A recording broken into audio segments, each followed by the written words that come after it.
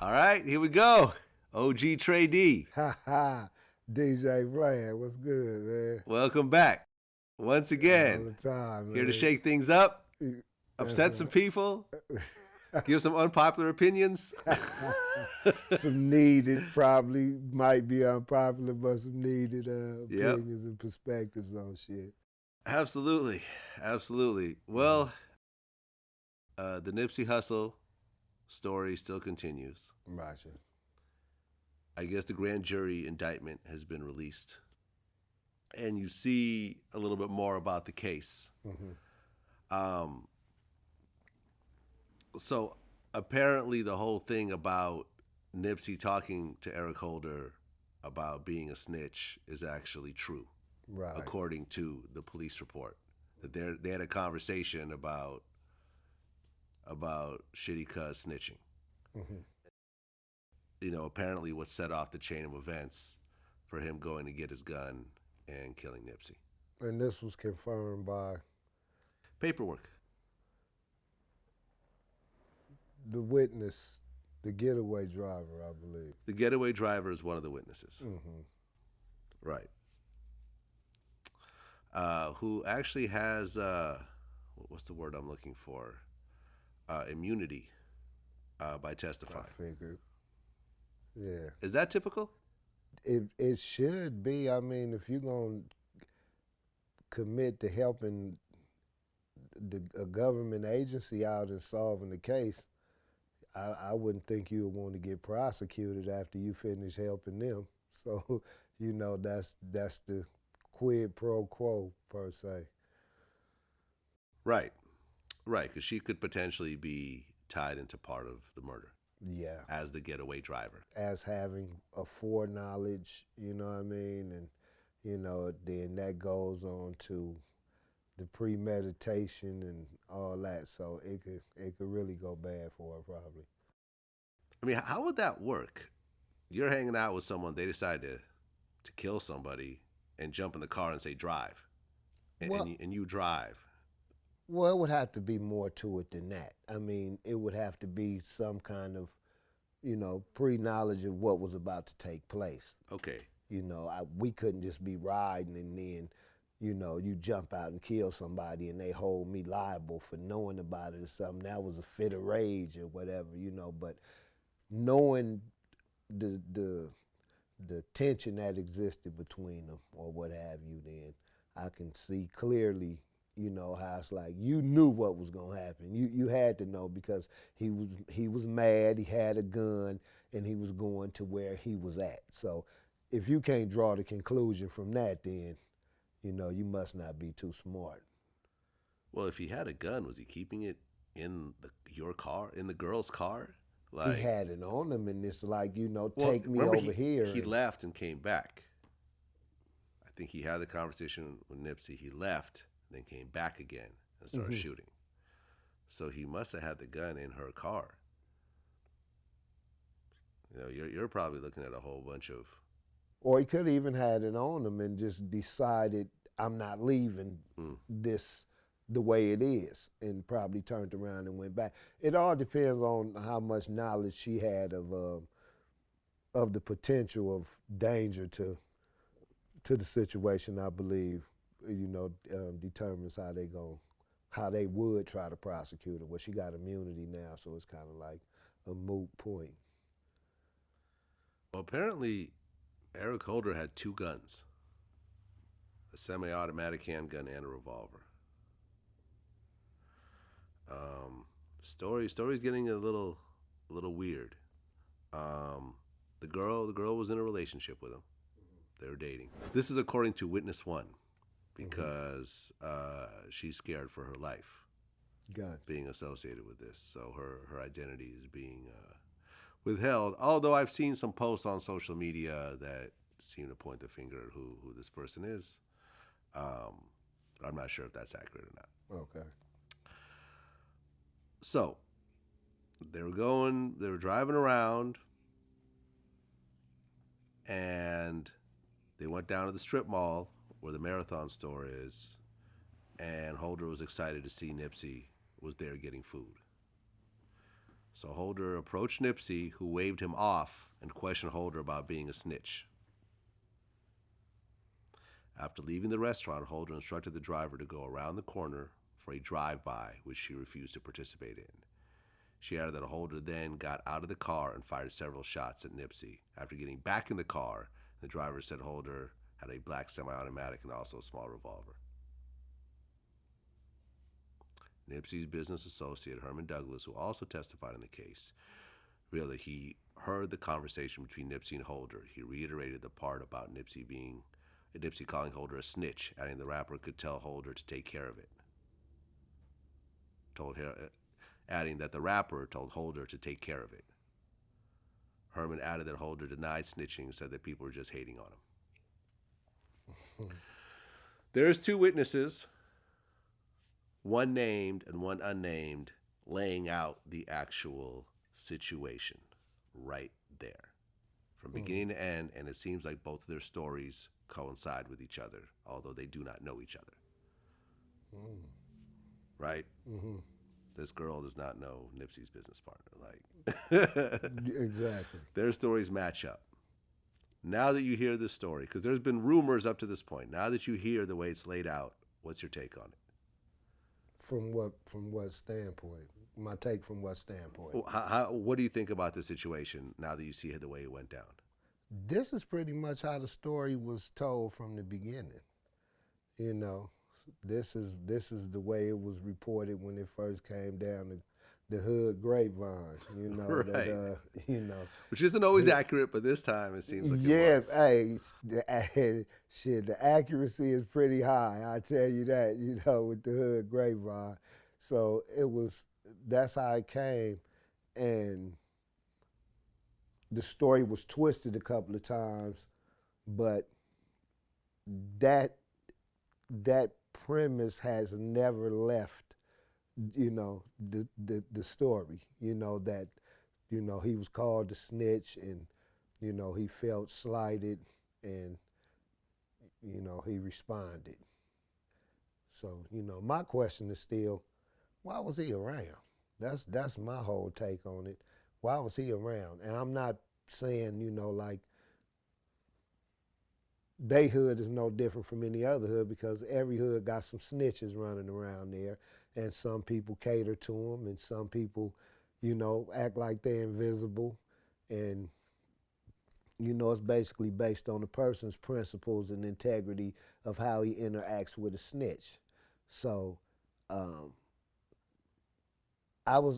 just like, he shouldn't have been able to get that close for the little homie to have to tell him about himself. He shouldn't even felt that comfortable to be able to come around in an environment like that, because, you know, young Nip was powerful, and around him he had, you know, little homies always willing to show what they was made of. Some had grew up with him, some was, you know, even younger than that, and, you know, he could have easily just whistled and pointed a finger and, you know, had something activated. But for him to even be speaking to him like that, that leaves me in the mindset that you wasn't really trying to push a line on the dude. It was just like, you know you faulty, homie. Don't come up to me with none of that, hey, my nigga, or, you know, what's up, Nip, you know, and all this. You feel me? So, I mean, he was just keeping protocol. You know, just come on, homie. Don't put me in that situation. I can't be, you know, Nip. I can't be seen fucking with you, homie. You know your name bad around here. Straighten that out and then slide back around here. That's something, you know, that's in a G way of like saying, come on, you know, you in the danger zone. You know, don't play yourself and don't play me. So, you know. Have you ever called someone a snitch to their face? I asked a couple people about them snitching. And, you know, when they came back, you know, a couple people told me, yeah, I was in this situation and I told. And, you know, I don't have no friendship with that person, didn't have one from that day forward. You know, we was cool before then, but, you know, everybody was grateful, you know, glad to see him coming home. Oh, the homie. And then I'd heard something that had happened in prison. Okay. And I asked him about it, and, you know, he confirmed it, and his right then and there, he said, yeah. Yeah, he pulled me. Went to the side, and he told me how it went down, and the story was kind of, but I was like, and it amounted to, if he hadn't told, then the police knew that it was his knife that was used to stab the dude. And I'm like, how in the fuck the police know what your knife looked like? You know what I'm saying? So got a little knife database. Yeah. You got to register your knife when you make it.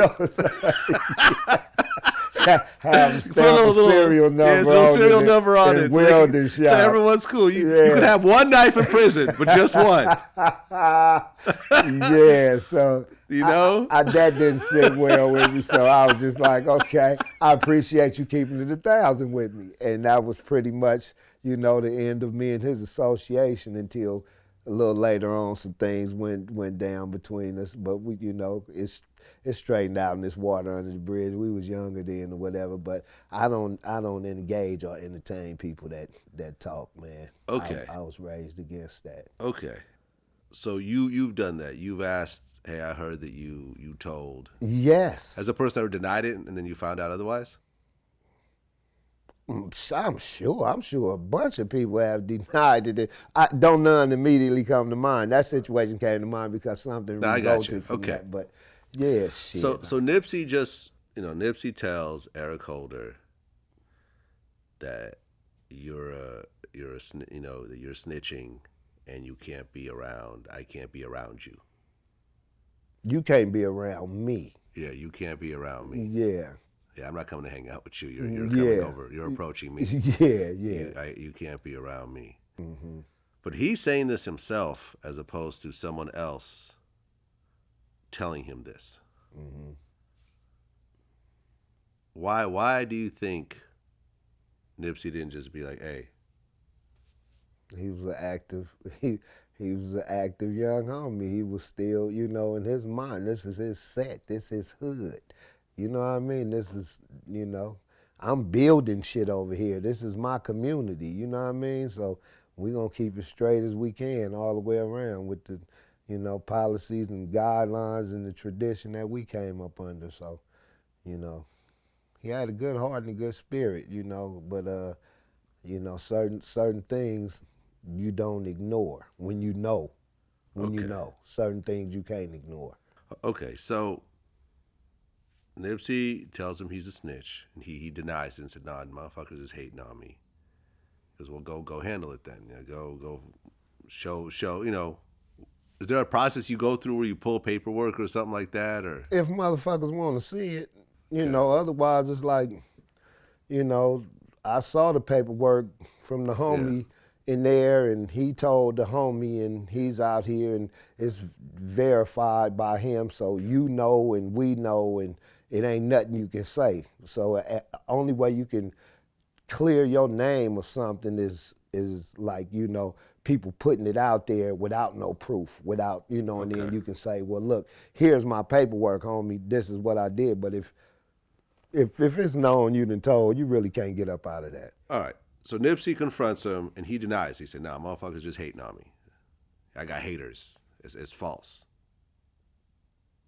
So he goes back in the car and tells this girl, "Drive by Nipsey, and I'm going to shoot at him from the car." Mm-hmm. And she said, "Nah, I'm good." So he goes and grabs his gun and comes back and kills Nipsey. Mm-hmm. Then jumps back in the car and she drives off after, I guess, seeing this whole thing. You don't think she's liable for anything? You just saw someone engage in a crime and you helped them leave the scene. Liable for a bunch of shit. But what about the collateral damage, from these government projects and shit, where people come up short and come up missing and all that. And, it's like, okay, I'm going to tell y'all everything what happened. And there was some foul shit where, people got diseases or, wound up, fucked over behind some kind of radiation or something from somewhere that these different countries been put in different places, and then someone blows the whistle, they just as culpable as the people they blowing the whistle on. They was a part of the shit, but since they're bringing it to the light, then, you know, hey, let me not get prosecuted. I'm gonna let y'all get the whole operation, Right. but let spare me. Right. And that's, you know, that's, you get spared by your testimony. Okay, so you make a deal before you start saying anything, saying I'll help you get all the information, but leave me out of it. Right, right. And it sounds like they're probably going to honor that, Oh, unless his testimony is something completely different, and they believe him. Mm-hmm. Mm-hmm. Well, Nipsey's last words were, "You got me." Then he passed away. Yeah. Yeah. Sad, man. Sad. I guess, and I guess she gets offered, the girl's getting police protection. Mm-hmm. They got to protect the witness. Right, but that protection doesn't last forever. They're not going to protect you for the rest of your life. They'll protect you for, what, a couple of weeks maybe? Until the trial. Until the trial. Until the exactly. trial. Your protection lasts in, and then I guess if they figure it's serious enough, they might offer you witness protection or something. That's where they move you to another part of the country, change your name. All that kind of stuff. Yeah. Do you know anyone who's gotten witness protection? I ain't that high power. Okay, you got to be up there. Yeah, yeah. That's an investment. Government got to really be prepared to pay that bill. Yeah, I ain't that high power for them. Have to be hard, but you pretty much on your own. After you do your time and you tell, they throw you right back in the pit and say, live. Do your best to live. Lil Nas X, Old Town Road, is now the longest running Hot 100 #1 hip hop song of all time. Of all time, before, which is 13 weeks now. 13 weeks as a #1 hip hop song, which passed Lose Yourself by Eminem, Boom Boom Pow by the Black Eyed Peas, and See You Again, which is Wiz Khalifa. This is now the biggest hip hop song, really one of the biggest hip hop songs of all time now. If you judge it by that. Is it hip hop? I haven't heard it. You never heard Old Town Road? I saw part of the commercial or something like that, and you know it didn't sound like it was my flavor, so I didn't seek it out to really get a bar of it. I haven't heard it. You haven't heard it all? No. I'm gonna play it for you real quick. Not the whole thing, please, because I heard bits and pieces of it. Play a little bit of the remix. Yeah, okay. With Billy Ray Cyrus. All right. Don't sound too bad, to be honest. Don't sound bad. It's a hit. You know, yeah. It's a hit. Shit, it don't sound bad, man. I'm not gonna lie. If I heard it on the radio, if I heard somebody playing it, I might nod my head a couple of times to it. It's not a bad I wouldn't song. go purchase it and ride around playing it in my hoop. You know what I mean? But it didn't sound bad. Yeah. One of the biggest songs really now ever. #1 song. I mean, you beat out Eminem at his prime. He might be a couple of toes past it, but I go with prime. I go with prime. He might be a couple of toes past his prime, but we'll keep him in his prime. Who, Eminem? Yeah. We can talk about that later. Yeah. So, okay, so this is now the longest running hip hop, #1 hip hop song of all time. Mm-hmm. Lil Nas X, Old Town Road. Lil Nas just came out as gay. Yeah. Have you ever seen like pictures of him and stuff like that? I saw a couple of pictures of him. The cowboy hat. When they was talking about giving them the ad for Wrangler or Lee jeans or something. Wrangler, yeah. He said he mentions Wrangler in the songs. Yeah. So I saw how he looks. I just, like I said, I wasn't into the song, so I really didn't pay the person much attention either. So yeah, I'm not surprised. And now you have a mainstream gay rapper, male gay rapper. That's not really rap, though. I don't even look at that like rap like that, though, Vlad. I mean, It's on he was rapping after the hook. He started rapping, but it was so basic. It was just rap. You know what I mean? It wasn't really like, you're not gonna see him around Nas and I can't say you wouldn't. I mean, I don't know who hang Well, around who. I don't think they would collaborate. I don't think Nas would do You a know song what I mean? with Lil Nas. Yeah, you know what Big I mean? Nas wouldn't do a song with Lil Nas. Yeah. But you know, I remember I pointed out, this pissed a bunch of people off, is that Nas has never had a song as big as Lil Nas. It just is what it is. Yeah. Well, yeah, I don't see him penetrating rap on that. It's more commercial. It's commercial / pop. So, hey man, people on a lot of different stuff these days, man. Me and Lord Jamar, we kind of had this real heated debate that ended up kind of going viral. Well, I'm kind of on the opposite end of this argument. Usually I'm on hip hop side when it comes to this type of thing, but in this particular time, I actually understand why the song was taken off the country charts. Why? Here's why. Let's just say a country singer, someone that's been doing, putting out country songs on his YouTube channel for a couple of years, who's a standard, country guy who plays the guitar and talks about country music type stuff. He decides one day, you know something, I'm going to just play around and switch it up. I'm going to go ahead and make a hip hop song, and in the song I'm going to talk about wearing gold chains and smoking blunts and a bunch of stereotypical stuff that non-hip hop people look at rappers and associate themselves with. And the song suddenly starts to chart because it's catchy, and it gets on the hip hop charts. I think most hip hop people would look at that and say, "Man, get this parody song off these charts." Do we? Because you've so. described Post Malone right there. You just described Post Malone. The fuck are you talking about? The fuck are you talking about? That's the dopeness about hip hop. It's not 1, 2, 3, 4 dimensional. It's like a Pandora's box. Yeah, man. Well, he's well on his way. To wherever he going. To wherever he going. Yeah. He got another song that's starting to do well named Panini, and it's just like kind of simple. I think he's like 18 or 19 or something. Young kid. Oh yeah. He gonna get embraced, by somebody, and continue. Probably his star gonna continue rising. Like I said, the song not bad, Yep. And if people don't look at it like that, they look at it like it's damn good. Obviously, if it's staying number one like that, so Yeah. He on his way to wherever he going.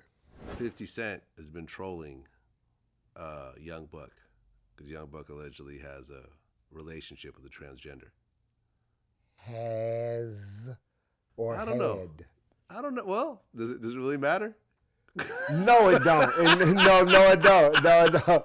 Because I used to mess with transgenders. Just not my thing anymore. It's been at least a month, maybe a month and a half. Let me clarify. A few months back, like 4, 5, 6 months ago, I had heard about that controversy. So now you saying he has a relationship, and I'm like, damn, that hasn't got straightened out since the allegation. So I don't know, I don't. When you say it has, that assumes present tense. Yeah, man. I think there's a lot of dudes on the down low in hip hop. Oh no, it's been and now with social media and everyone's got a camera, it's just kind of hard to hide that side of your life, especially once you reach a certain level. Because that one dude ran up on Young Buck at like the grocery store. Did you see that video? No, I didn't catch it. Hold on a second. This was just like, I mean, I kind of felt bad for Buck. Wait, hold on, the volume here. They running up on Buck? Oh, wow. Gotta restart. That's gigantic. Ain't no buck put that blade up in somebody. They don't know nothing about that. I think, hold on, we'll talk about that for a second. How you doing? What's up with you and 50? Taking off the camera, my nigga. You said what? Take me off the camera. What's up with you and 50? Taking off the camera. What you mean take you off the camera, bro? He said he didn't want to be recorded. So he said you fucking with trainers, is that true? Hold on for a second. Oh no, we about to scrap. Is that true? Nah, we ain't gonna do no scrap. You been saying, dude, I got something for you. Yeah, I got something in the car too. I got something in the car too.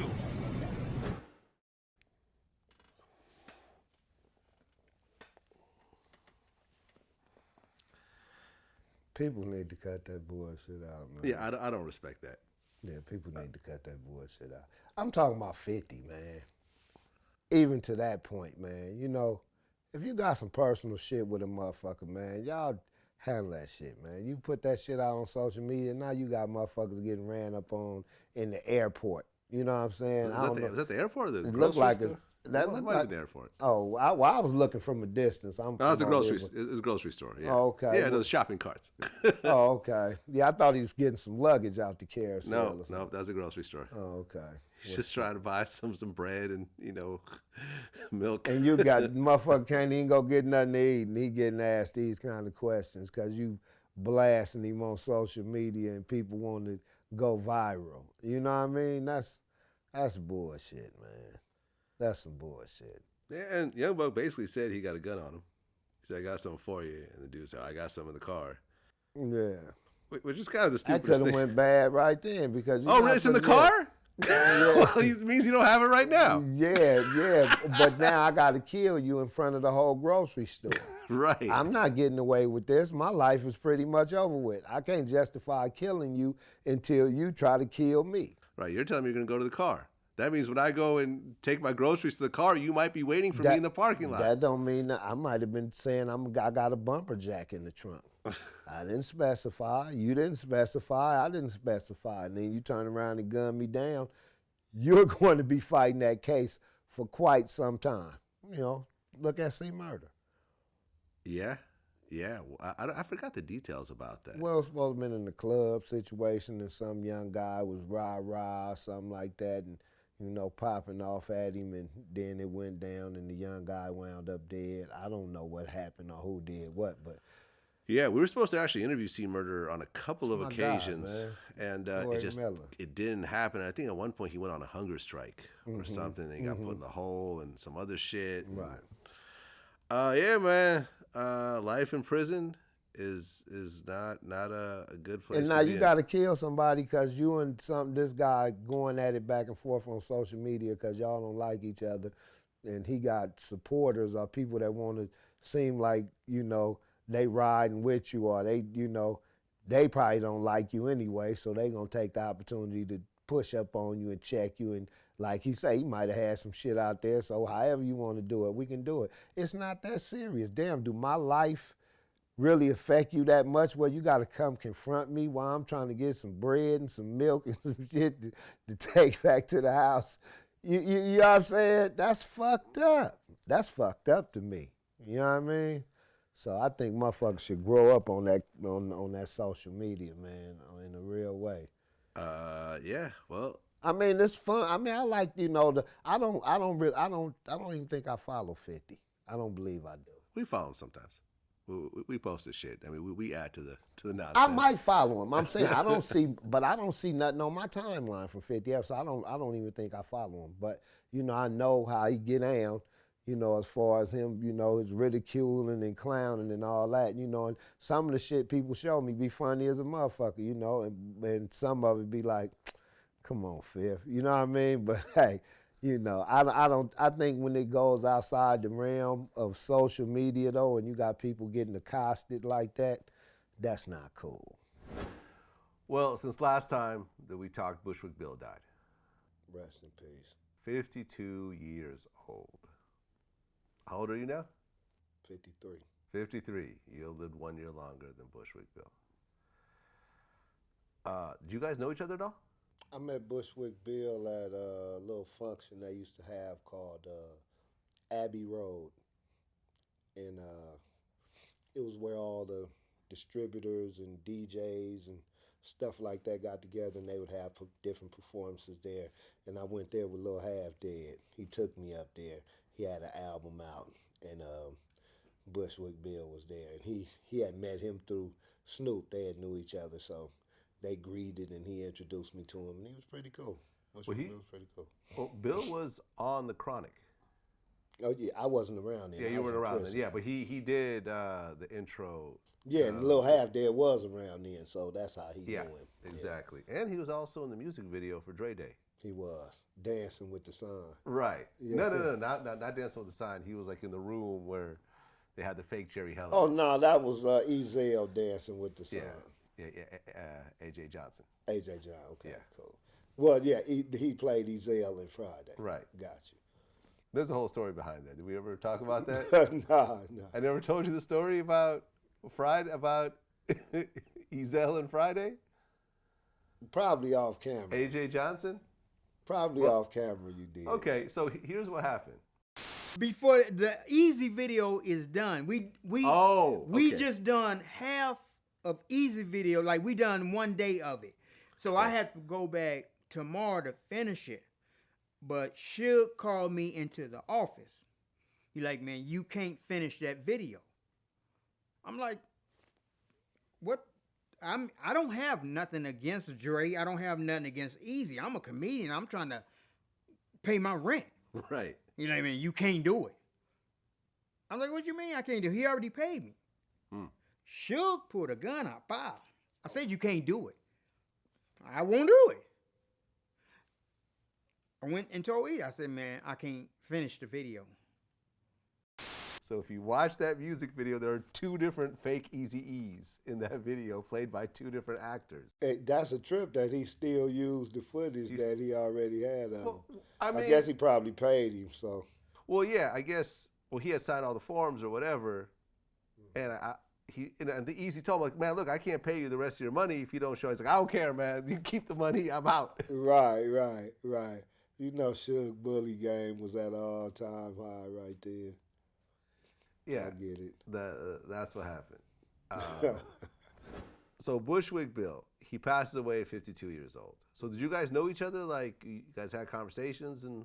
Well, besides me meeting him at Abbey Road right then, that was, that was about the extent of our connection. That was it. Yeah. Yeah, man.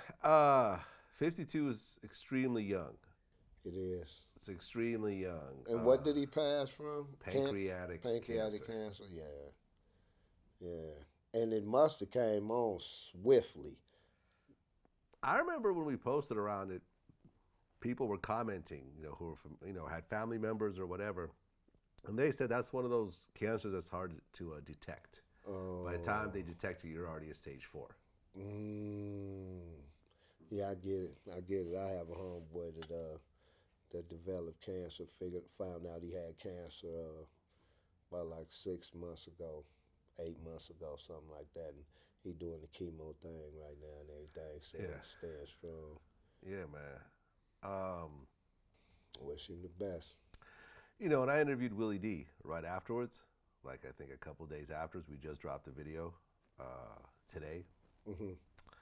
And, well, to make a long story short, Willie D didn't go to the funeral. Yeah, I'm going to miss a few people's funeral myself. I can dig it. I'm going to be a no-show at more people's funerals than might believe. Really? Oh, yeah. I expect several no-shows at mine, too, so it's all love, I ain't under no delusion. Yeah? Yeah, man. He just felt like, they were not on the best of terms for the majority of their relationship, but they were in a group, so they were kind of stuck with each other. Yeah, I get it. They got into fist fights. Come on, Willie D ain't fought Bushwick Bill. Yeah. Not at all. No, Willie That's D got into assault. fist fight. That's an outright assault. And Willie D box. That's an outright assault, man. Willie D ain't did Bushwick like that.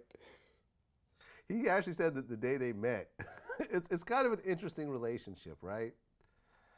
because he broke down the day they met. The first time I met Bill, we went in this place, the club called the Rhinestone Wrangler, and in Houston. And he was a bus boy at the club. Jay, who y'all know as Jay Prince, he owned the club at the time. And Bill had this bus bucket, and well, I didn't see him at first. I was standing by the DJ booth with my boy, and we checking out the action on the dance floor. I'm trying to check out the ladies or whatever, you know? So I feel a thump, you know, like in the back of me. So I turn around, I don't see nobody. So I turn back, and my boy say, and he pointed at Bill. So I go up to say, little Bushwick, man, you just, I said, man, you just bumped into me. You're not gonna say excuse me? He did like, he had the bucket. He was like, get the fuck out of the way. And then started walking, turned back and just kept walking like. So at that point, man, you know, I kicked the field goal. You dig what I'm saying? Oh, that's retarded. And yeah, man, just like one of these people that they just kept fighting each other. At one point, Bill pulled a gun on him. You know, they got into fist fights. Yeah, man, it's one of those things. That's horrible. That's horrible, man. I just can't fuck with you if we got to go through all that. I'd rather not even fuck with you, because somebody going to wind up getting hurt. And he was too small to be fucking with like that, man. I wouldn't even fuck with Bushwick like that. Well, but the way he explained it is that Bushwick is still a man. This is not a kid. Just because he's the height of a kid, he's still a full-grown man with muscles and everything. I get it. No, I get it. I get it. But, you know, I couldn't fuck with Bill. Bushwick Bill was like 3'9" or something like that. 3'9". Boy, I couldn't see it. I mean, but we did an interview with MC Search where he laid out the craziest Bushwick Bill story ever. We pull into New Orleans. We pull into what I believe was his baby mama's house. And we pull up, and these little dwarf kids in diapers start running out saying, "Daddy, daddy, daddy." And I'm trying to, I mean, you know, it's cute. It's cute, but it's mad obscure. You know what I mean? Like, I didn't even know Bill had kids, especially not dwarf kids. And his girl comes out, and she's pregnant, you know, with Bill's next child. We go inside, and I meet Bill's baby mama's mom. And she's mad hard, like she's like ice grilling me the whole time. And when we came into the house, it was the kitchen, and I'm seeing like a triple beam over here and all of this, and she's sitting there, and I look over in the corner, and there's some, let's just say, artillery.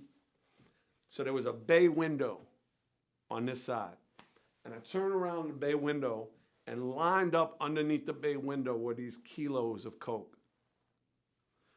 So I turn to Bill, and Bill turns to me. He goes, "Yeah, my baby mama's mom she's the coke queen of New Orleans."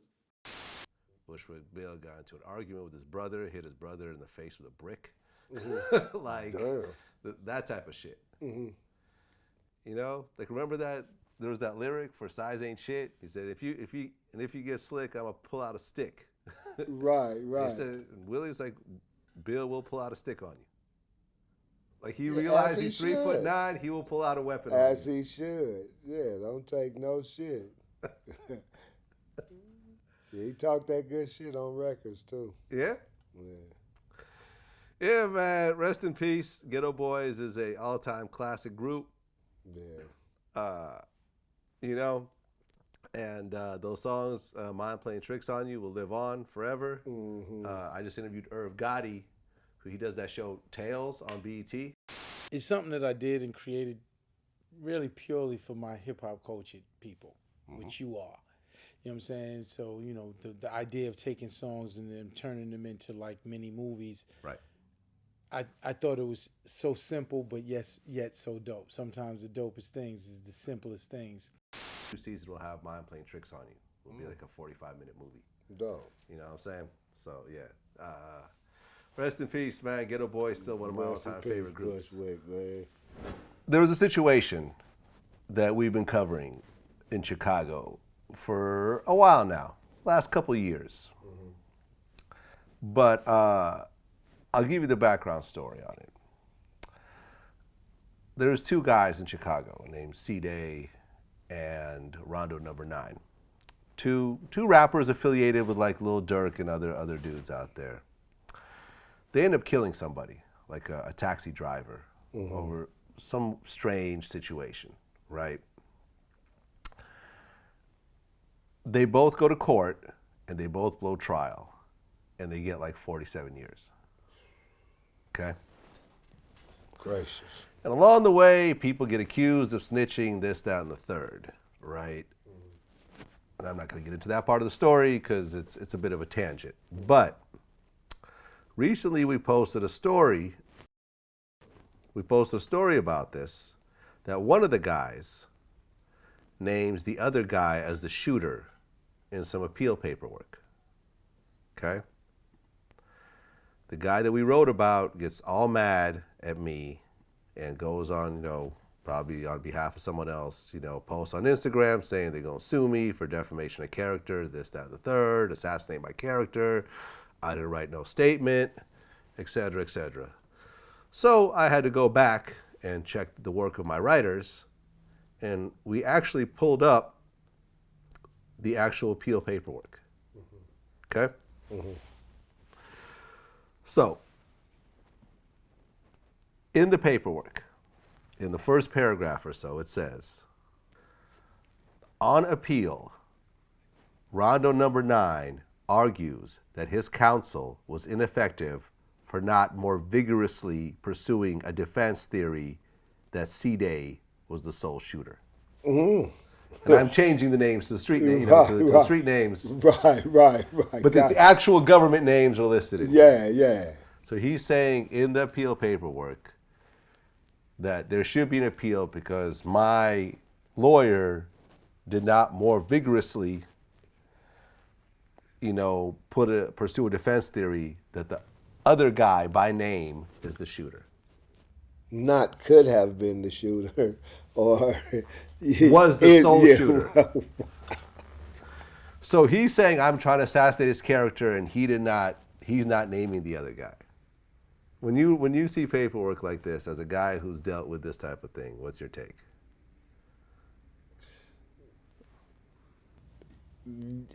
I don't know. I've never really fought a trial with any other people on my case or nothing like that. So I don't know about that experience to have one person saying something and then another person, making another statement and me trying to present another angle of it. I don't know about having crimies that's, usually it's, it's just like everybody got the case, everybody be quiet, it'll be resolved. Or they're going to build their own case and figure it out on their own.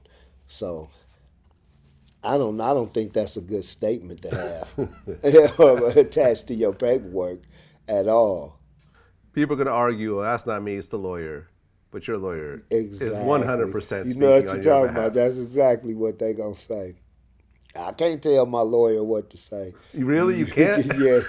You paying him. Yeah, Well, that's you your tell lawyer. him The lawyer what not can't do to- anything without your permission. At all. He So a gonna lawyer run cannot file everything by paperwork you. without you saying, yes, file it. Well, you can tell him, you in charge of my case. You know what I'm saying? And, do everything you can to get me off. And then he going to tell you, well, I want to try this strategy or I want to try that strategy. And then you have to consent to it before he actually employs it.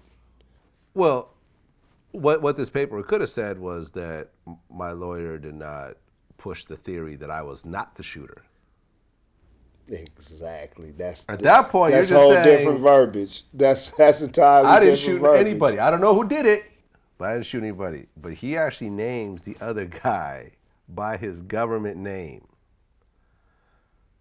You know, he you know, that Ely was the sole shooter.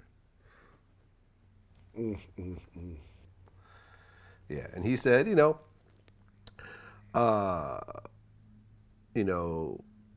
you're trying to assassinate our character. Me or C-Day didn't have a statement at all. Y'all can't say we said shit. We have the right to appeal our conviction via lawyer to prove that our trial was fucked up. These are issues our lawyers are raising to show that.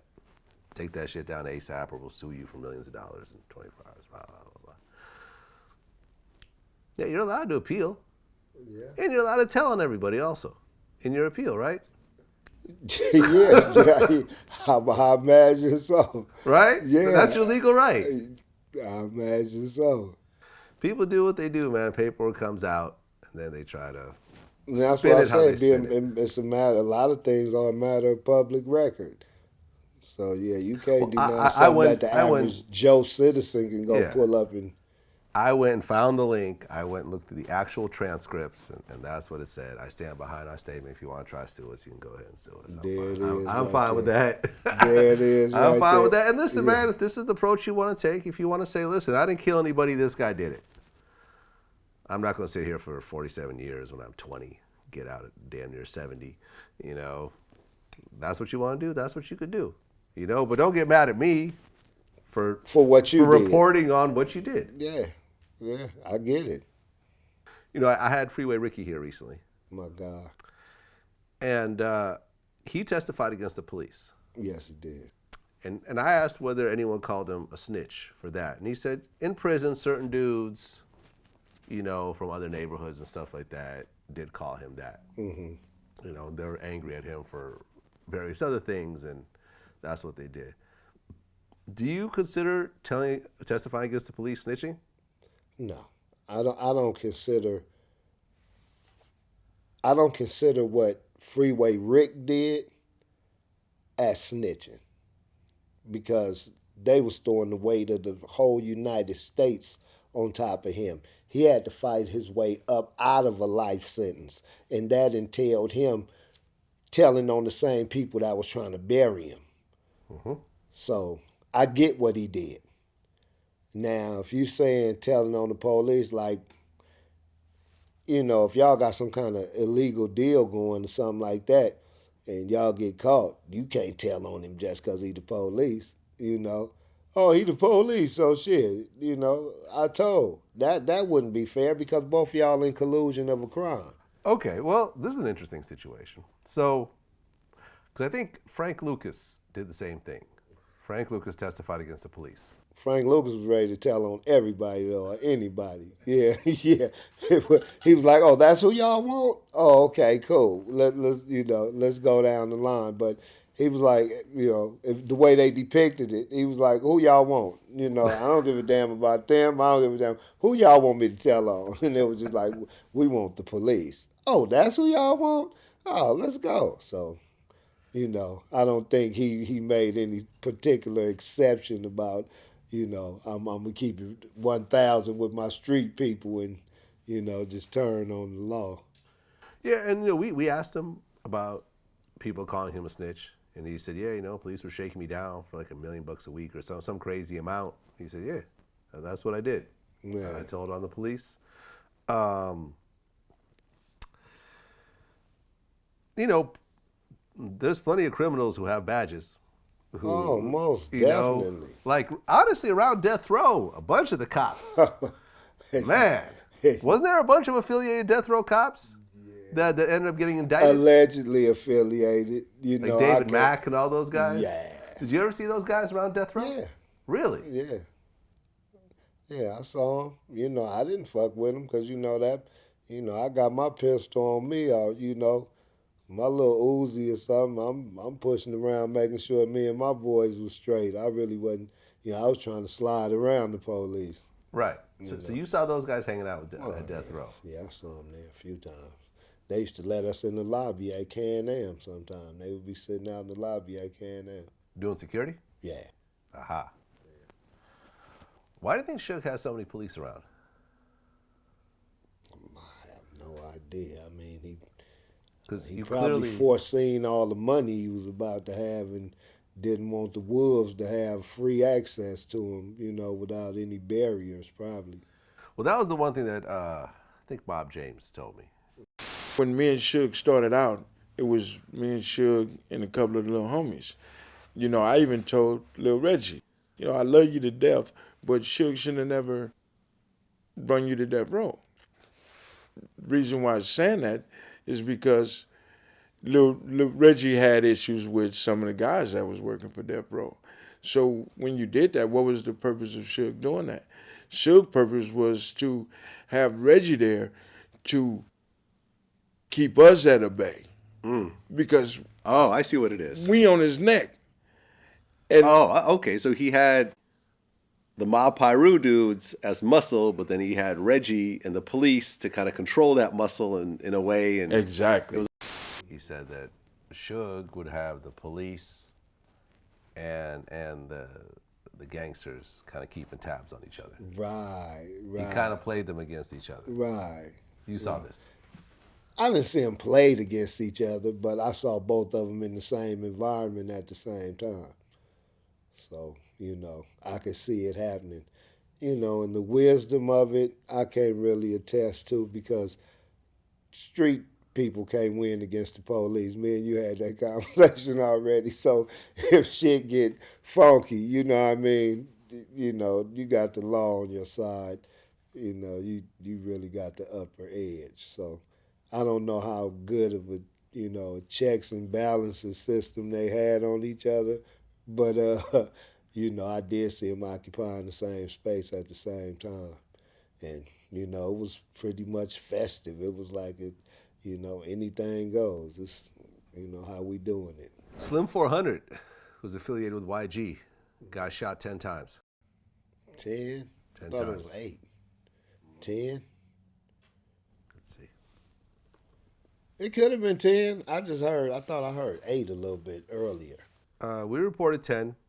Not that it really matters one way or another at this point because he survived. Well, it's more bragging rights. You get shot 10 times, them double digits. You know, you can really, Okay. you can really brag. You know, at 8 times, okay. 50 got shot what? 8 times, 9 times, something like 9 that. times? Yeah. Damn, he the top 50. If he still live, hopefully he'll live. Let me see. Shot 9 times, right. 9. 9 That times. was 50? That's 50. Okay, cool. He got shot 10 times. Yeah.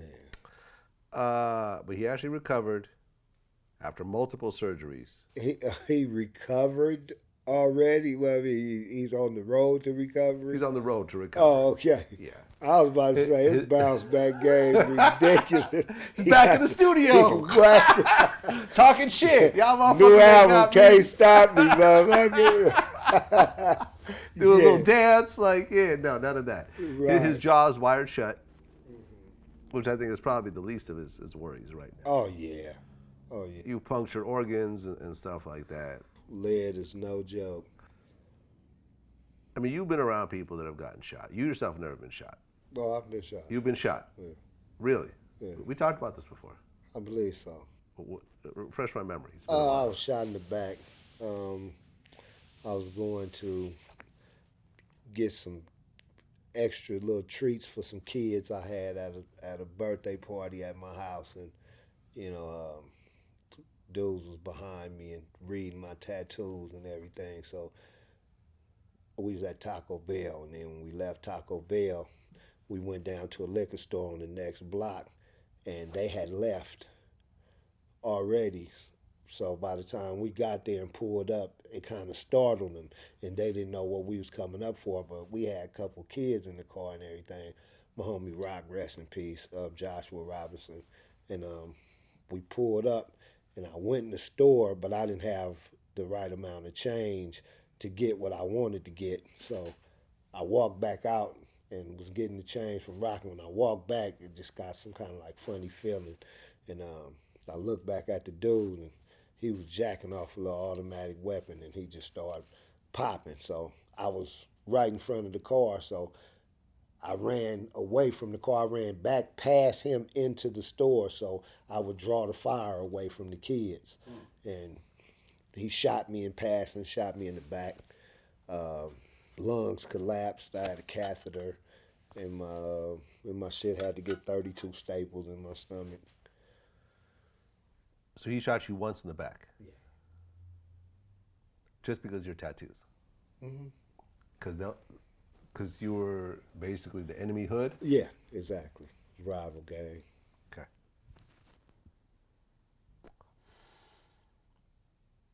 That was the only reason. You didn't know who it was or anything. You guys had never personally They knew met, who I was. but you didn't know who they were. No. Were you already the rapper, Trey D? I was just becoming like the rapper. I think it was like 94. So 21 I think 21 Jump Street was out, out. probably dropping bombs on the show soundtrack, and it was probably known I was working with Snoop, whatever like that. But I was still more known as Tracy D in the streets from Insane Crip. How close were you to your house, to your neighborhood?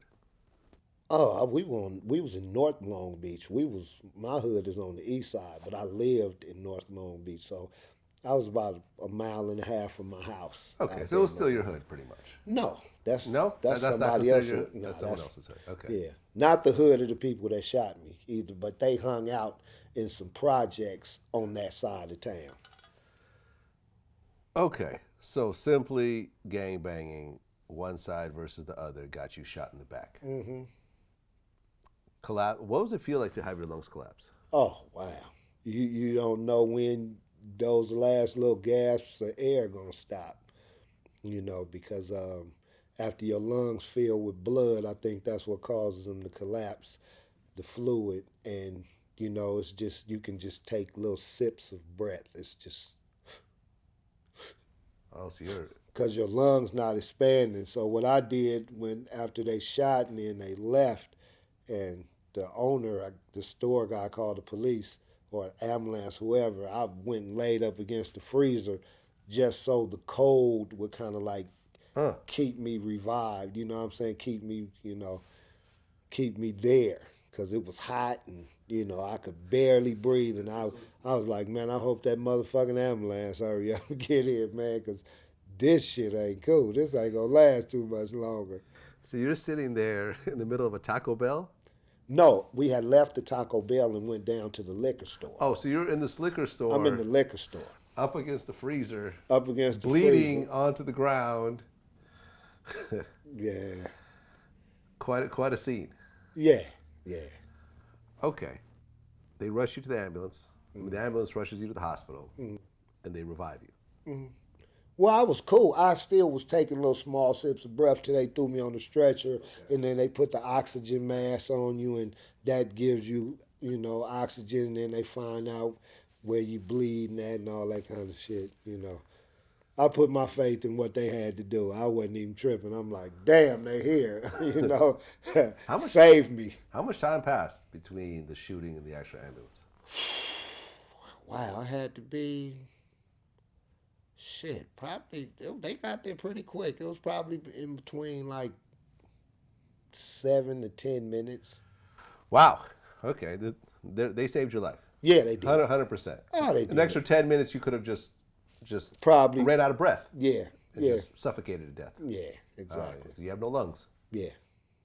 Probably would have been over. They took an extra 5 minutes, it probably would have been over. So they revive you. Do you eventually pass out? No.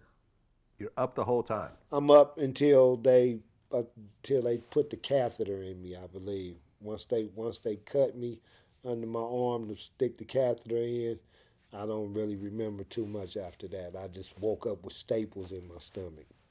Okay. Did you instantly want revenge? As soon as you woke up?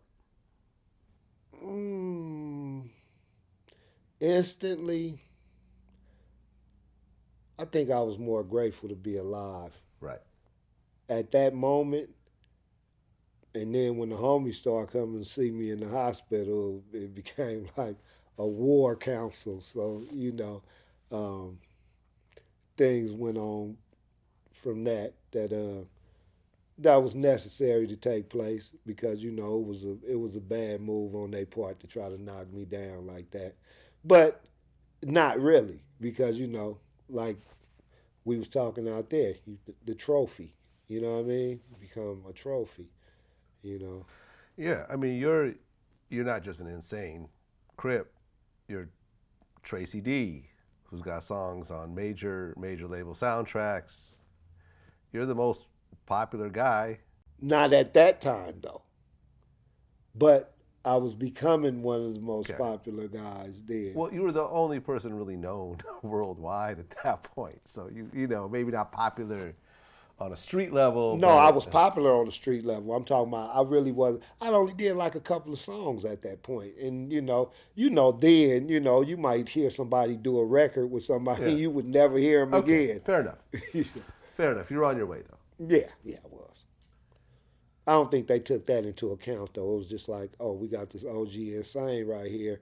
You know what I'm saying? Let's take him down. Okay. Did you ever find out who did it? Speculation. It was speculation. I never really confirmed that it was this person specifically, but it didn't matter. It was all in the game, More people bled, You didn't care specifically who did it?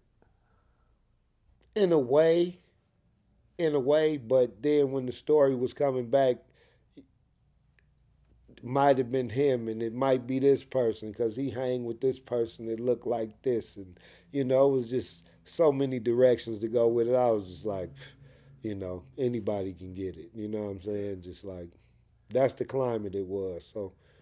Okay, and that set off more violence? Oh, yeah. Okay. Was there ever an official end to that, or is it just, no? It was all balled up into all the rest of the violence that goes on. Oh, he shot my cousin. Oh, he killed my little brother. Oh, he shot 3 of the homeboys. And, it's like back and forth, and you don't know what you retaliating for at that point. It's just warfare. Let's just say, no truth in this whatsoever. Let me just preface it with that. Okay. So I don't get people on edge. I open the door and I bring in this guy and I sit him down next to you and I'm like, this is the guy who shot you. Mm-hmm. And he looks at you and said, I'm sorry, man. I was tripping back then. I was gangbanging. I was angry at the world. I had that happen. I'm older now. I got kids. I know who you are. I'm a fan of your music. My bad. What would you do? That's right, homie. What's your name? All right, for sure. For sure. I appreciate that, homie. Apology wasn't even necessary. We was living that life at the time. Ain't no thing, man. For sure. If that give you some kind of closure or whatever, that's cool. Solid. Wow. And you really mean that? No, most definitely. Most definitely. I'm very impressed right now. Wow. Well, most people, I've brought up this scenario with other guests who have gotten shot and so forth. Mm-hmm. You get various, I don't want to talk about it, or I would kill him right then and there, or something. I've never had someone say, I would shake his hand and say, yeah, it's all good. That's the life we was living at the time. When I'm gonna blame you for doing what you was supposed to be doing. Right, because you were doing the same thing. No, you shouldn't have shot me. You should have waited to shoot a couple of my homeboys that came after me. Yeah, we was all in the field then. Yeah, man, I'm impressed right now. Like, this was not the answer I was expecting. Right. Extremely mature. Extremely mature. Man, yeah. Someone that shot you. Do you still feel any sort of pain from that, or? The bullet's still in my ribs. You still have a bullet? Yeah, they said it would have took more for them to cut it out. It would have probably did more damage trying to remove it from in between my ribs than just leaving it there. Tissue grow around it and everything, so. Do you still feel it at all, or? Nah, I work out, handball, basketball, lift weights, all this. I don't never really. Nah, it's never like, oh, fuck the bullet. It's raining. I feel it. I hear that shit. yeah. Oh, I know when it's going to start raining because the bullets start tingling. Yeah, no, it ain't that critical. Yeah, man. Hey, man, listen, I'm impressed. I think that's like one of the ultimate forms of forgiveness. Oh, yeah. You You know? got to forgive to be forgiven, too, man. You know, not to even hop on nothing religious or nothing. That's just real, man. That's just even with life, not even talking about the afterlife or dealing with the Most High, but just, you know, how you going to go around and not forgive nobody for nothing they did to you, and then, you know, you want to be, oh, my bad, and, you know, expect somebody to give you that. Yeah. You know, and God blessed me with a lot of years on this earth to still be strong, you know, and I didn't die then, you know, so, hey, we here now. We both must got something left to do or we'll be out of here. We interviewed this artist named DaBaby. Mm-hmm. You heard about it? He got that song Shook. Yeah. Well, he apparently killed somebody in self-defense at the Walmart. I don't know if you heard about this story. Yeah. Now, I know everyone's going to want me to ask about the Walmart situation, but we actually looked into it, and we saw that it's still an open case. Right. So therefore, I'm not going to ask any questions about it whatsoever. That's cool. Somebody ran up on him and his family, and I guess pulled out a gun, and he emptied his clip, killed the dude. They dropped, you know, whatever murder or whatever charge that he had, which makes perfect sense. This is North Carolina, by the way. But then they brought him back, and they convicted him of a misdemeanor charge of carrying a concealed firearm. Right. Which he gets a year of probation. Love. Unsupervised. I believe so, yeah. Yeah. Love. What's the point of that? What was the point of him getting charged with that firearm? Well, we got to hold you accountable for you not having a concealed weapons permit. We got to abide by, you know, that's how they look at it. We have to abide by the law to the degree that we can adjudicate this in fairness, and nobody can't come back and his family can't sue, or, you know, we say he got away scot-free and he wasn't even supposed to have a gun and this, that, and the other. You know, they judged it by, you know, by all the facts. And the facts, you know, the facts dictate, you know, or they at least suggest that if you in a shopping place with your wife and 2 kids, you didn't go there to kill nobody. Right. You know what I mean? So that compounded with all the circumstances, you know, they had to just play by every letter of the law before they was able to, you know, exonerate him in so many words. You're on supervised probation. Right. We just want to watch you to make sure you don't shoot nobody. Yeah. Well, but DaBaby gets into a lot of shit. Remember that whole situation at the Louis Vuitton store where dude was like, got beat out of his pants? Whooped him out his britches. Yeah. Dude keeps hitting me up to do an interview, and I keep saying, I just ignore it or I say no.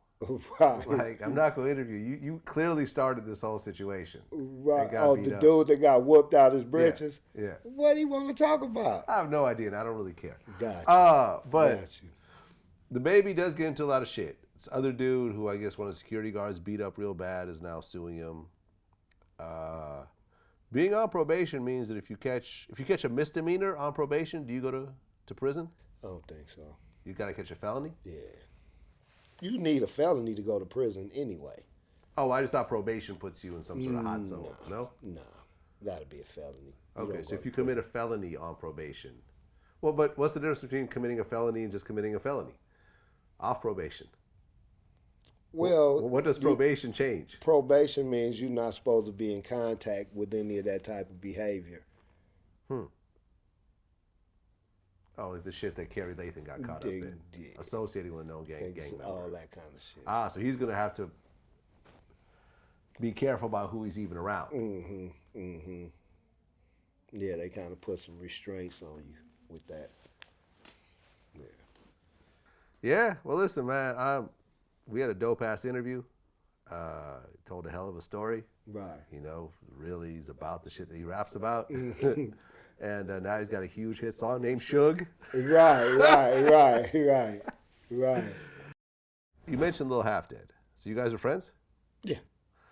And I remember hearing, you know, the Snoop lyric, two-man cell with my homie Lil Half. Right. Then I remember Half Dead had an album. Right. Or like half his face was a skeleton, I think. Yeah. Was he ever part of the Dog Pound? Yeah. Okay. What happened with him? He's doing DJ work at Cadillac Music at Snoop Station on Dash Radio. He's the main DJ over there. So he's still besides him and Kevin James, him and Kevin Slow Jam and James, they're the main DJs at Cadillac Music, right? Okay, so he's still in the mix. Oh yeah, they friends. They've been friends for a long time. So, Dog gonna make sure he's straight.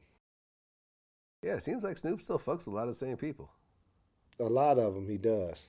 You know, and that's a pretty good thing, man, because it's hard to fuck with the same circle of people for a long time with, they wants and desires and expectations. Well, especially when you're way richer than all of them.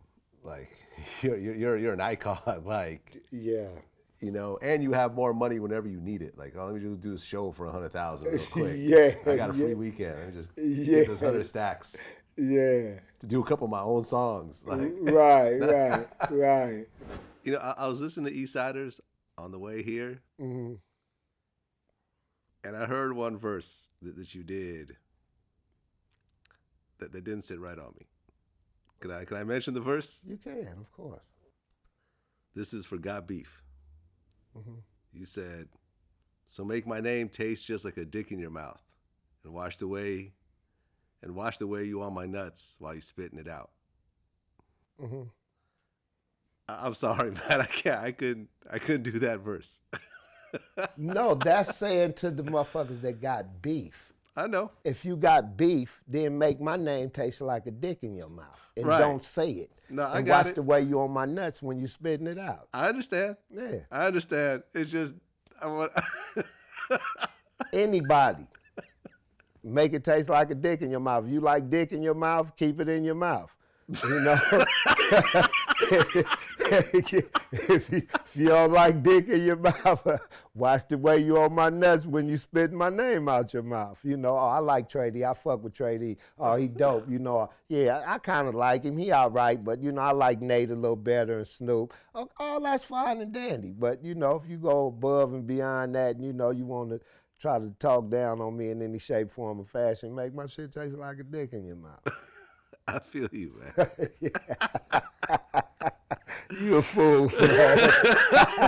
Well, you were going for the shock value when you wrote that. I was. Come on. You can't be all surprised right now. No, like, I was. You're like, oh, when I write this, I was. motherfuckers gonna have conversations over this particular line.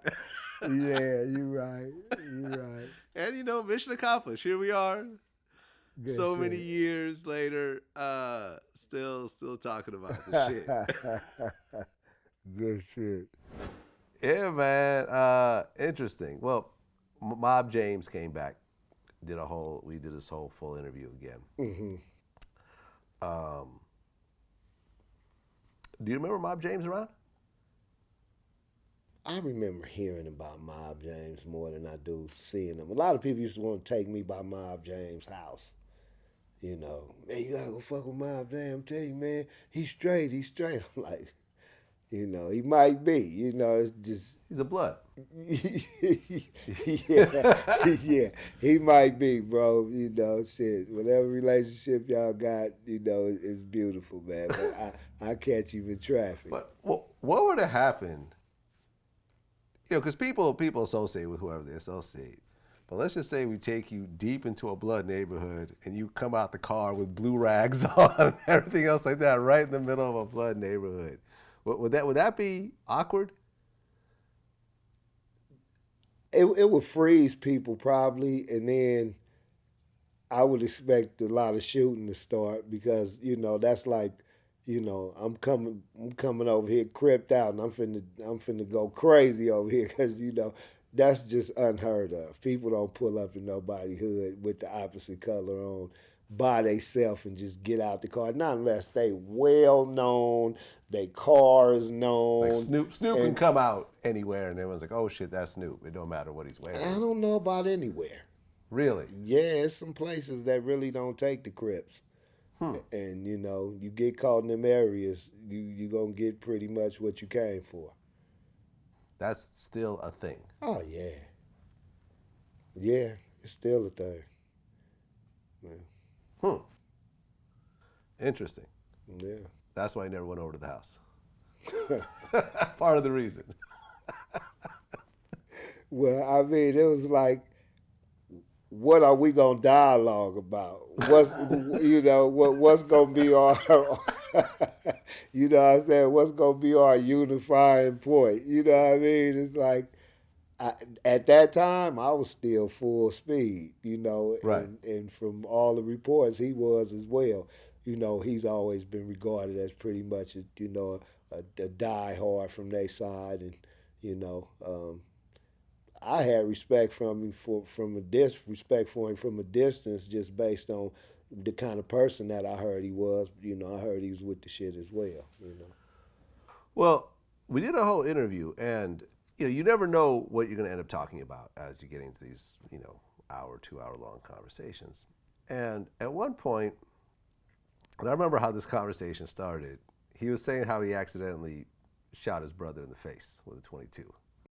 We was just coming out from you know doing this stupid shit, shooting at people, and come to the house. Him and the kid across the street had 2 of my pistols, and when I went to put the ones that I had up, I seen they were gone, so automatically I went looking for him, and when I found them across the street, they was playing with the pistols, pointing them at each other, and I took it from Timmy and I said, what if it had a mother, bah! And I shot him here in the nose. It went down like this and it was in his back teeth, knocked his back teeth out. It was with a .22. When he said his dad showed up, and when his dad was about to like approach him, he said he reached for his gun. He said he was ready to shoot his dad. And then we get into this whole story about how his dad pretty much beat him on a regular basis from like 7 years old up to about 16. Would come home, high, drunk, whatever, and just beat the shit out of him. You know what I mean? Over and over and over and over and over again. To the point where he just became a very violent, you know, until his dad just couldn't do it anymore, until he started basically, you know, ready to pull out guns on his father. To the point where, and that's why he thinks that he became such a violent person. Right. Because of this violence that he himself, to the point where when his dad died, he said he didn't give a shit. You know, it was like, whatever. From 7 to 16, yeah, he had to be desensitized at that point. You yourself, your father was never around. Not at all. Did you have boyfriend, you know, mother's boyfriends in the house or anything else like that? Like, yeah, I had a stepfather for you had a most stepfather. of those years. Yeah. He ever touch you? I mean, ever beat you? I mean, no. Him and my mother would be fighting and shit, and then my brother would jump in, and you know, my sister would jump in, and you know, it was wild, you know. But as far as him putting hands on any of the kids or something, nah, he never whooped me, none of my sisters, nothing like that. Okay. You know. Did you have friends that were being beaten on like that and became violent like that? I don't know, man. I don't know people that was going through that in their household. You know, I guess a lot of people don't talk about that either. Nah. You know, I didn't know of anybody that went through that level of abuse in their household. Well, how do you? I mean, with him is basically, and this is what we talked about. You know, that's where his violent nature came from. You know, I mean, he would go to school and teacher would tell him to put his apple away and he'd break her nose. Like, you know, and then he'd get kicked out. Like, you know, it's like this cycle from an early age of just being violent. Well, where do you think your violence originated from? Wanting to make sure that I was respected and I could hold my own amongst my circle. You know, and it was just like, whatever you guys is willing to do and put in for it, I'm just as willing. You know, so it was just more conviction with me. You know, I'm not really a person that prefers violence, you know, because I know other ways to solve shit, and, you know, get to solutions without physicality, you know. But at the same time, I didn't know that then, but I was just given to it because that's kind of like what got you recognized at the time. You know, that's what made you stand out and what made your name hold weight. So without that, you just another punk in the city. You know, ain't nobody paying no attention to. But until you start putting down some demos and, you know, spreading your gangsterness, you know, around your community and outside the community, then that's when your legend begins and gets cemented. So you wanted to be a legend in the streets? Yeah. That was the motivating factor? Yeah. And you were willing to hurt other people? Yeah. To get to that point? Whatever. I mean, if our gangs don't get along, then I know at some point you and your boys might catch me somewhere and it might be the end of me. So I'm going to try to get rid of as many of y'all as I can before that day comes. You know, self-preservation. Was there a specific, like, the way the Insane Crips operate, is there one particular leader at any given time? No. No such thing? No. Why not? Because everybody expected to put it down. Everybody has a duty and an obligation, you know, to push the set as hard as their ability to push it exists. You know, that's what you're supposed to do at all times. You know, and the reports come back. Oh yeah, your homeboy got into it over here. Or, you know, yeah, this just happened and the Insanes came through and all this. So it'll be reported. So, you know, you don't got to come back and, yeah, I did this and did that. But, you know, the notoriety of the set is above all else. It's even above your own name. Okay, Mexican Mafia has one leader, right? Black Guerrilla Family had one leader. Latin Kings have a leader, I believe. You know, companies have a CEO, countries have a president. There's one person who's just better at organizing and setting a direction than everybody else. Different people have different skill sets. Mm-hmm. Mm-hmm. You know what I mean? Every army has a general. True. There's not like a whole bunch of guys who get together and, you know. Every army has a couple of generals. But there is one joint chiefs of staff. And there's one president who's the head of the military, who decides what the military is going to do. The president decides to attack, you know, this country, and Congress doesn't block it, then that's what that army is doing. Well, it's interchangeable in gangbanging. You know what I'm saying? It's like, I'm pushing the set, the homie pushing the set, the homie pushing the set hard, he pushing the set hard. We're going to make sure that it gets magnified and, you know, in any arena that we vote, where we have, you know, where we could be vocal with our people, we already establishing that, you know, the script. So if you guys aren't doing that, then y'all going to get called to the table for lack of activity. Okay. So if I'm holding my crew responsible and the homies that get down with me and he's doing it and he's doing it as well and he's doing it as well, then we're all generals and we all operating in concert with each other. Well, you know, I interviewed Michael Franzese, who was a captain for the Colombo crime family. Saw him. Mm-hmm. Yeah, and you know, while he was working, he was not the head guy. Mm-hmm. He was like 2 levels down. Mm-hmm. You know, there was an underboss and then there was the boss. Okay, so describe the structure, because at the top you have the boss. Right. And then you have the underboss. And then the capo? Yeah, you have a boss, an underboss, a capo regime or captain, and a soldier. Okay. And those are the 4 positions. There is a position called consigliere. And he's kind of appointed by the boss as his advisor. Actually, the position really is, he is a liaison between the men and the boss. Mm-hmm. Like if you have a gripe, you know, about something that's going on in the family, you go to the consigliere, he's supposed to straighten it out with the boss. every mafia crime family had one boss at the very end. John Gotti had his crew.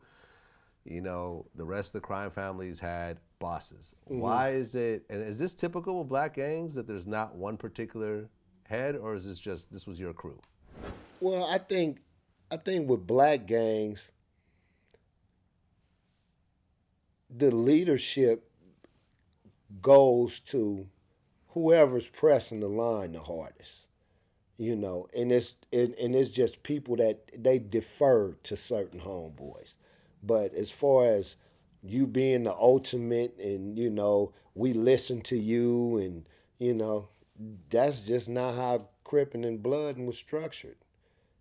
You know, it's just not, you know, and we wild, man. You know, we go. So everybody that go, we going to get together and we going to go. Everybody that don't, we going to hold them accountable, you know, and we going to strain out the weak links, you know what I'm saying, and keep the chain solid. Okay, and even if you go back, like you look at like Tukey Williams, he wasn't the head of the Crips at one point?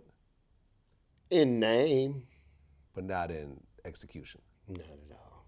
Raymond Washington, all these guys? In his area, you know, and he could probably call a meeting, rest in peace, he could probably call a meeting, you know, either one of them and, you know, bring out thousands of Crips.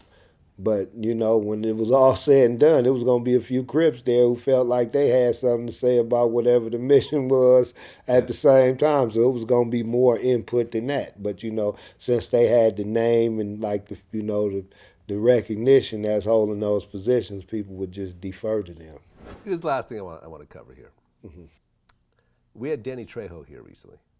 No doubt.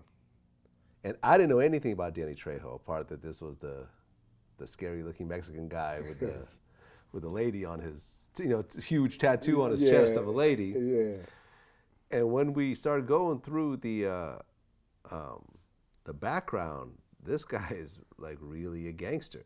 This guy didn't get his first movie role until he was 45. He was just in and out of prison constantly. Right. Assault, this, drug dealing, robbery, on and on and on and on until he just lucked up and got in, you know, accidentally got in a movie, and then people started fucking with him. He told an interesting story about the movie American Me. You ever seen it? Yeah. Great movie. Great movie. Yeah. And I always say this is the movie that made me never want to go to prison. After seeing all those rapes and everything, I said, no, not for me. Right, right. I got you. That movie was loosely based on the Mexican Mafia. And, you know, he, I guess allegedly was saying that, you know, Edward James Olmos, who starred in it and also directed it, and I guess wrote it, he claimed that he got, you know, the blessing from one of the heads of the Mexican Mafia. This guy named Pegleg, the guy that's shown that's missing the foot. He was actually in prison during that time. Okay. One of the, you know, he's one of the founders. And in the movie, he showed, you know, he showed the head of the Mexican Mafia getting raped and then killed at the end. And they were so upset over this depiction that 10 people got killed. Both, you know, a combination of people in prison and outside, male and female, were murdered who were involved as consultants and whatever else around this movie. And Edward James Olmos had a hit on him as well. I remember. Yeah. A guy named Eddie Bunker, who was one of Joe Morgan's best friends, and me met actually with Edward and his manager, I guess, at a place called Jerry's Deli in Encino.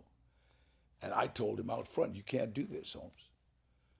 You can't do this. You're offending some very, very people. He said, well, it's theatrical. I said, yeah, but you're not dealing with theatrical motherfuckers. Yeah. What are your thoughts on this?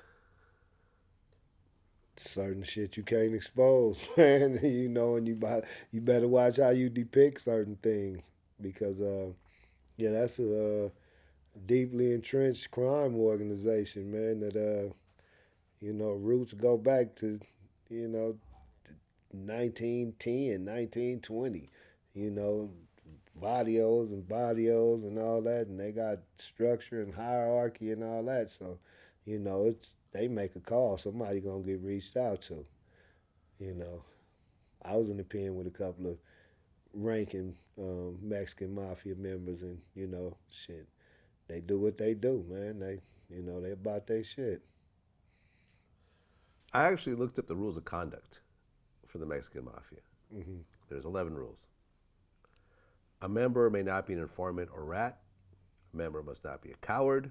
A member may not raise a hand against another member without approval. A member must not show disrespect for any member's family, including sex with another member's wife or girlfriend. A member must not steal from another member. A member may not be homosexual. A member must not politic against another member or cause dissension within the organization. Membership is for life. It's mandatory to assault, kill all dropouts. La M.A. comes first, even before your own family. A member must not interfere with another member's business activities. Pretty specific. Mm-hmm. Yeah.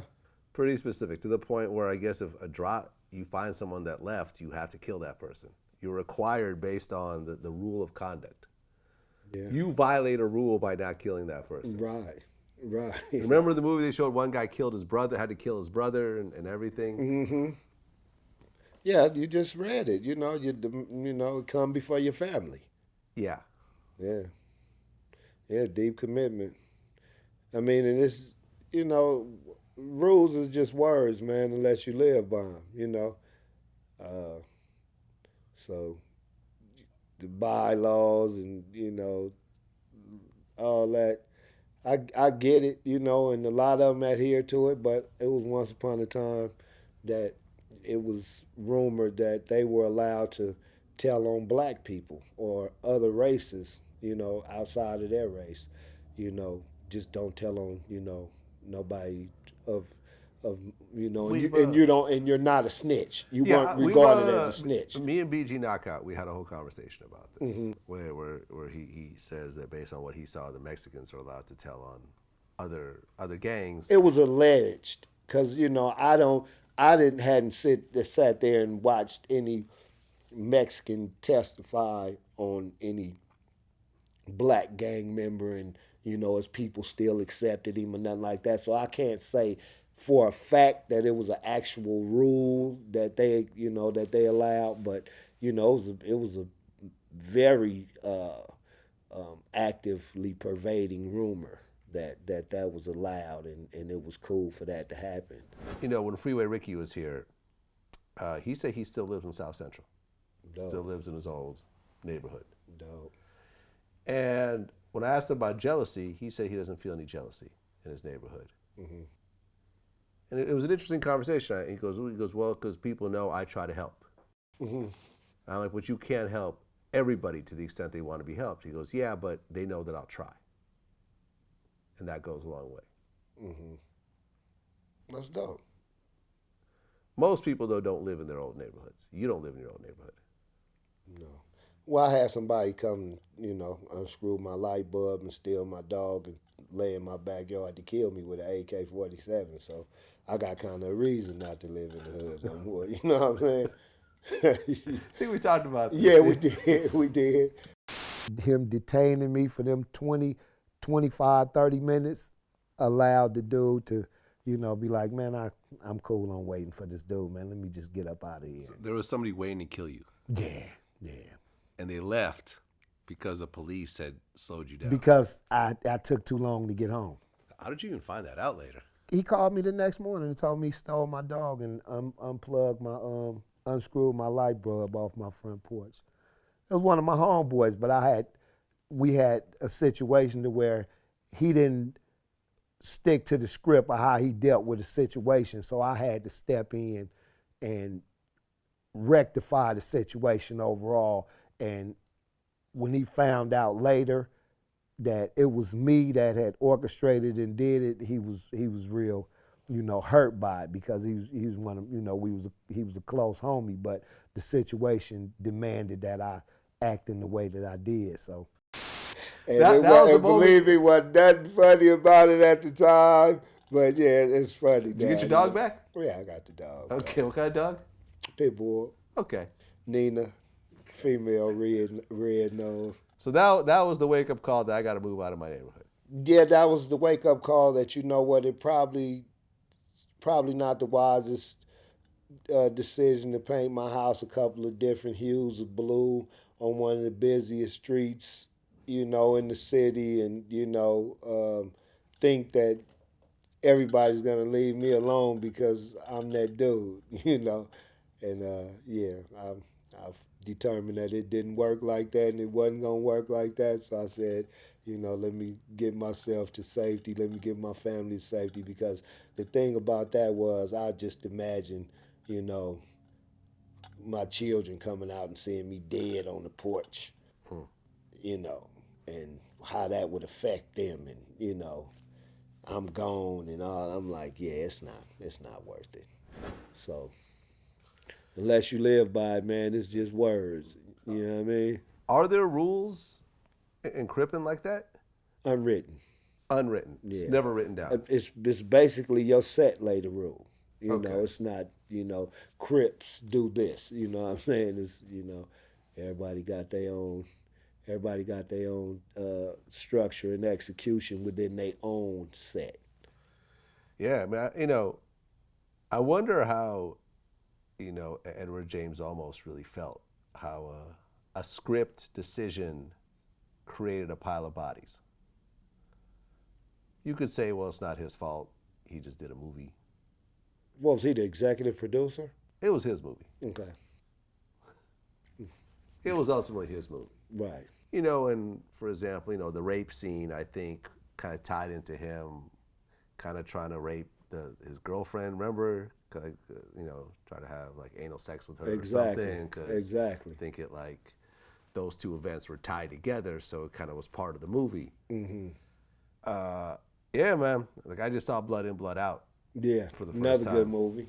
Yeah. Yeah. What's his name? Danny Trejo's in that. Mm-hmm. Yeah. Mm-hmm. You know, not a main role, but still he's in it. Right. And yeah, kind of like the guy lost his leg. I think they're kind of tying it into that same guy. Right. Peg leg. Right. Yeah, man. Organization you don't want to fuck with. You know, I mean, any organization that you got to get in and it's no exit. You know, no trial period. Yeah, you got to pretty much, you know, make that full commitment and just hopefully you survive through it. Well, because you could leave being a Crip, right? Depends. It depends on how you leave, you know, and you know, you just can't at 27. You know what? I'm cool on this shit, man. I'm done cripping, and I'm gonna walk away from it, because it all depends on who your circle was. You know what they gonna hold you liable for. What if you just shot 7 or 8 people, and then, you know, over the course of your gangbang, and all of a sudden, you know what, I'm done with that. Guess what? The set gotta still take your weight for them 7 or 8 people you shot. Huh. Okay, I didn't think about that. Yeah. You're responsible to other people now. Exactly. Aha. Exactly. Well, because Mob James, in our first interview, said that he's no longer Mob Pyru. This is what we was doing, and for this to be my life, and then at the end of the day, my friends killed my brother. Man, they killed me.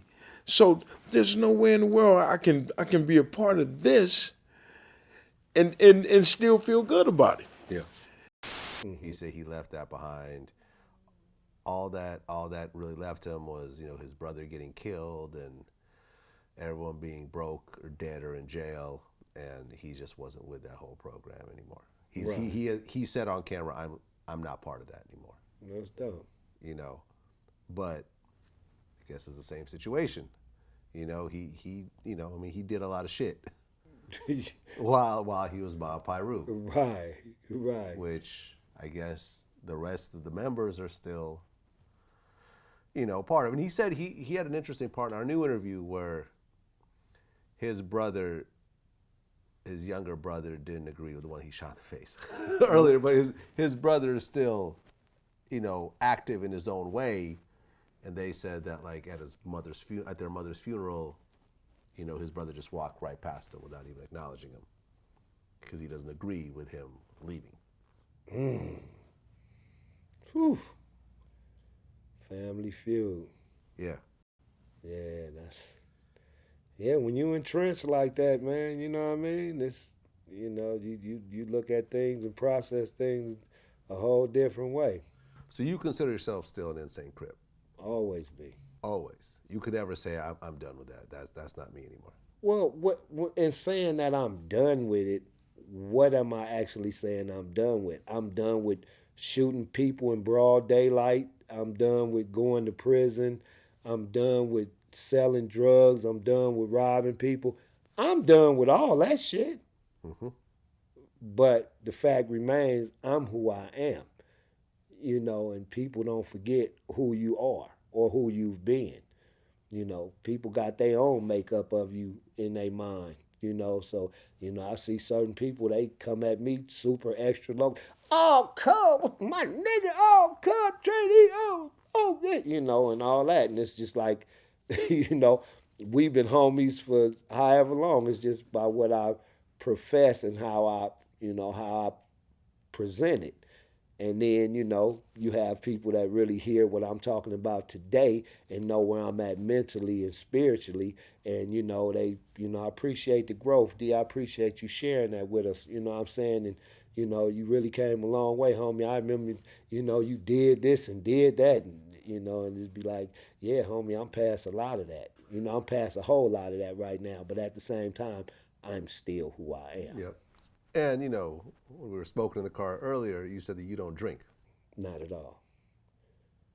Which I think has influenced your life probably considerably. Maybe slightly, because my mother had an alcohol problem. So I never did take the alcohol that strongly. I would sip just to socialize, but I could have a regular tumbler of Hennessy, like half a glass with a few ice cubes, and that would last me like 3 hours. I'd be sipping on watery ice cubes by the time it was 3 hours from then. I feel you. I was never like, I've never been into that. Yeah. But I did other shit that probably had me buck wild like that as well. So. Oh, like what? Just various hood drugs. PCP? All that. All that. You know what I mean? Right, because, the story that just comes to mind, the way Orlando Anderson died, because I interviewed the two cops who basically were in charge of that whole case. Right. Basically, his grandmother died the night before, and he was just drinking, upset, sad, drinking, goes down, down the street to a car wash or gas station, runs into some dudes that owed him some money, turns into a shootout, bunch of people dead, including him. Right. Probably due to the drinking, if you ask me. If I look at that situation, I would say alcohol was definitely part of that whole situation. You would have to. Yeah, you would have to. Yeah, and I told you, I never did like that slushy, out of control feeling where you could say things that you really wasn't coherently expressing, and it's just, just out of control. I didn't like that, that out of body like experience from alcohol. So I would just sip it, just kind of like to accent the the bud or something like that, or some shit like that. But yeah, it helps that I don't drink, I don't gamble. You know what I'm saying? I don't do a lot of things anymore that I used to do, and it helps me stay focused and help me stay building my empire. That's what it is. Trey Dee, man, always a pleasure. We chop it up, man. All the time, Vlad. Best of luck, best of health to you and your family. No doubt. Appreciate it. Next time. Same to you. Yes, sir. Right on.